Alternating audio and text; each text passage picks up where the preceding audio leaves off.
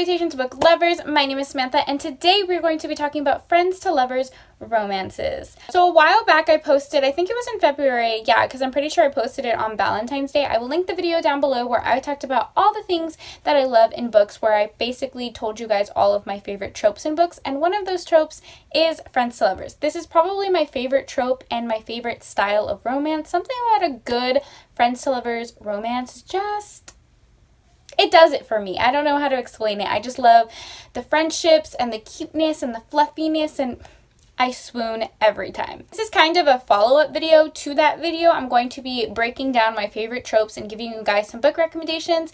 I did a poll on Instagram if you guys wanted to see friends to lovers or love triangles first, because those are my two favorites, and it was overwhelmingly friends to lovers, which makes me really happy because I feel like this trope is just so sweet.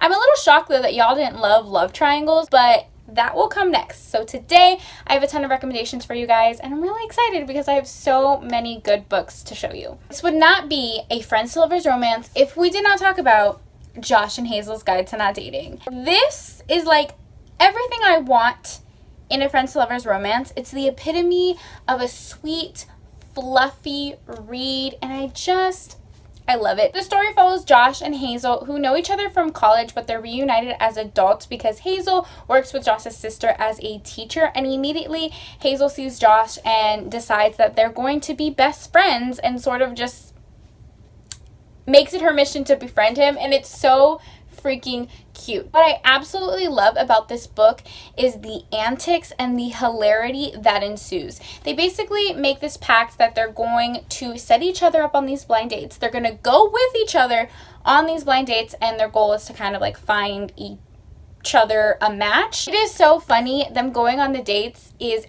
absolutely hilarious. Every single scene, I couldn't stop laughing. And then obviously, as they start to go on these dates and as they start to become more friends, they fall in love with each other. And I know a lot of people don't like the friends to lovers trope, because a lot of times when you get a friends to lovers trope, it's a pre-established relationship. So they're either friends from like childhood friends, or they knew each other in the past, and you don't really get to see the friendship develop. You just get like thrusted into this lukewarm romance. That's not what happens in this book. The friendship is so seamless, and you get to see them really build like a respect and a care for each other, and then that slowly grows into more. I know that people love their alpha heroes, they love their bad boys, but let me tell you something. There is something very endearing about a gentleman who is just sweet and soft and like a little cinnamon roll. Josh is that character. He is the epitome of a book boyfriend, and this is one of my favorite books of all time, if you cannot tell. Another thing I really like about Josh is that Hazel is this very quirky character, and she's notorious for saying crazy things and doing crazy things, and a lot of people judge her for that. And in the previous relationships that she's been in, people have tried to tame down her personality. Josh doesn't do that. He really just accepts her for who she is. He never expects her to be anything different, even though they do have very like polar opposite personalities. Josh is very like shy and reserved, and Hazel is just way out there, but they just make it work. They accept each other for who they are, and something about that is so beautiful. 10 out of 10 would recommend. That was going to be my most lengthy explanation, because out of all the books that we're going to be talking about, that is probably my favorite book. So I just had to give it its moments, the love it deserved, you know? Christina and Lauren must love their friends to lovers trope, because they do actually have a couple more books with that trope. If you are interested, if you like their writing and you like this trope, these are two more books that I would definitely recommend.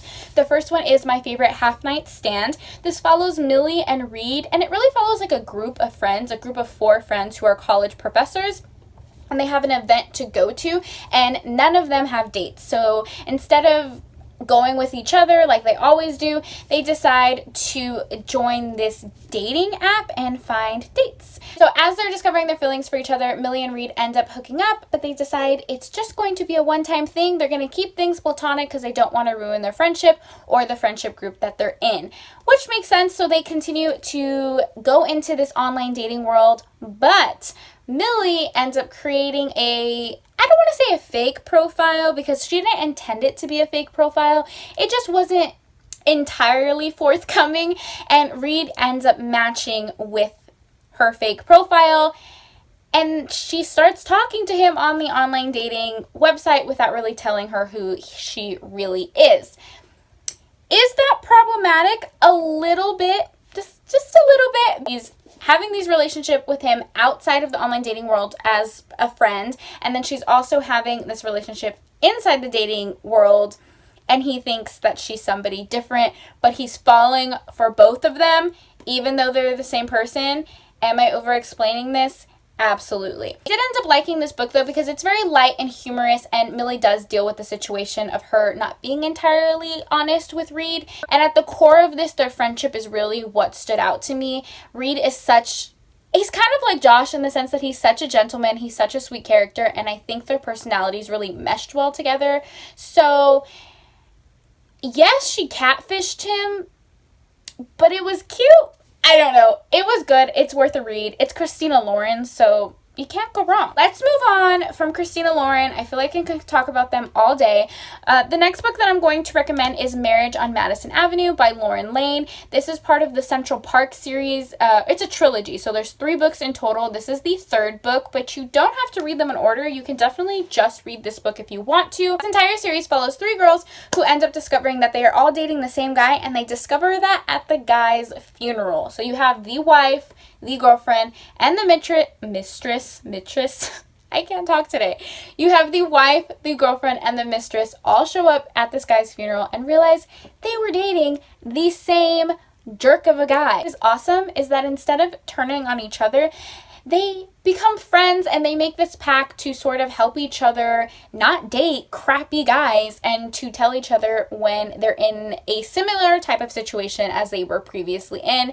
Their friendship, it's like girl empowerment. Their friendship is absolutely amazing. That is one thing I love about this book. The first 2 books are more like an enemies to lovers situation, a hate to love kind of trope, and I did enjoy those books. The first book is... I always forget the first book's name. I have it written down. The first book is Passion on Park Avenue. I gave that a 3 out of 5 stars. And the second book is Love on Lexington Avenue. I gave that a 3 out of 5 stars. They were both great. I listened to the audiobook, but my favorite was the 3rd one, which is the one we're talking about today, and that is Marriage on Madison Avenue. I gave that book a 4.5 out of 5 stars. The story follows Audrey and Clark, who have been friends for years. I think they were friends like even in elementary school. Clark is a little bit of a player, and in this story, Audrey has been put in situations where she has had to pretend to be his girlfriend or his date to kind of get him out of tricky situations. So in this situation, she has to pretend to be his fiance. Audrey is a social media influencer, which normally I do not like books that follow influencers or famous people or people on reality TV. It's not my vibe. But I really liked this. The reason I normally don't like those things is because I tend to find them like really dramatic and overdone and cheesy. But this was not that. This was actually really interesting. So Audrey is a social media influencer, and she realizes that her fan base really likes the idea of her being engaged. They like following her, planning her wedding, so they decide to roll with it. She does it for like her social media following, and then he does it to get his mom, who is trying to get him married to some other girl, off his back. They end up falling for each other. It's adorable. We have a friends to lovers romance and a fake marriage, and it's just the cream of the crop. If you guys like sports romances, boy, do I have the book for you, and that book is Him by Elle Kennedy and Serena Bowen. I just ate this book up. I finished it like in one day. I was so addicted to this book. Duology, so you have Him, which is the first book, Us, which is the second book, and then there's like a short little novella that came in like Christmas in the City, I think. It was like this Christmas anthology that a bunch of romance authors did, but the novella I think is called Epic. They're all great. I would recommend all of them. This book is a male-male romance. It follows Jamie and Wes, who are childhood friends and meet at hockey camp. And it's one of my favorite sports romances that I ever read. I just love their relationship so much, and you get to really see their friendship develop because you do get a lot of flashbacks. Something happens at their hockey camp where their relationship really hits a catapult and they no longer are speaking to each other. And then years later, when they're both about to get drafted, they end up bumping into each other one more time and sparks fly. Jamie is bisexual, so he's sort of coming into his sexuality and realizing that he had feelings for his best friend for a lot longer than he ever even realized. Their friendship is just amazing, and they are also, this is another like really hilarious book because they love to prank each other and just be very lighthearted with each other. So I loved this book, and it's so well-rounded. It's amazing. I would recommend the entire series. Okay, my next recommendation is going to be The Guy on the Right by Kate Stewart. This is another series. I don't know what it is about this series, but this is the first book in the series, and it's my favorite. I have read the other two that are out right now, and I didn't love them as much. They follow all the same timeline, so it got a little bit repetitive. So honestly, I would just recommend the first book, and it's a friends to lovers romance. It follows Theo and Lainey. The whole point of this book is that Theo is the guy on the right. He's the guy that doesn't get a lot of attention. He's not the star quarterback that everybody falls for, you know, that traditional, charming, good-looking guy that we all know. We've all read that guy in books. You guys know who I'm talking about. He's just the guy on the right. He's someone that people have looked over, and he ends up meeting Lainey, who hasn't had the best luck in relationship and sort of swears off guys, and they become friends, and obviously that friendship turns into romance. But you get a lot of them really being friends and really supporting each other. I think Kate Stewart did such an amazing job of packing in all of those sweet moments of them being friends and then falling for each other. And I loved everything about them. I wish we got more of their story in this series. Just my opinion, because I loved Theo so much. If you guys love really sweet characters, this is another one that I would highly recommend. Oh my gosh, my camera just cut off. I don't even know how long I wasn't filming. I think I was talking about The Guy on the Right. Is that what we were talking about? I don't even know. But The Guy on the Right by Kate Stewart. It's amazing. Read it. Anyways, moving on. Good thing is we only have one last recommendation, and that is Birthday by Meredith Russo. What an amazing book. This book is so emotional. It is 100% going to make you cry. I am a crier in books, I will admit, but this book had me like doing that ugly sob, you know? Very emotional. So this book follows Morgan and Eric, who share the same birthday, and I think you follow them all the way up to them being 17, so 17 birthdays, and you follow their friendship, which is so beautifully written. Morgan is going through a transitional stage in their life where they are realizing they want to be transgender, and it is so beautifully written. You get both of the characters' perspectives, so you get Morgan and her discovering who she really wants to be and her feelings for Eric, and then you also get to see Eric's feelings for Morgan and him just trying to figure out how he can be supportive.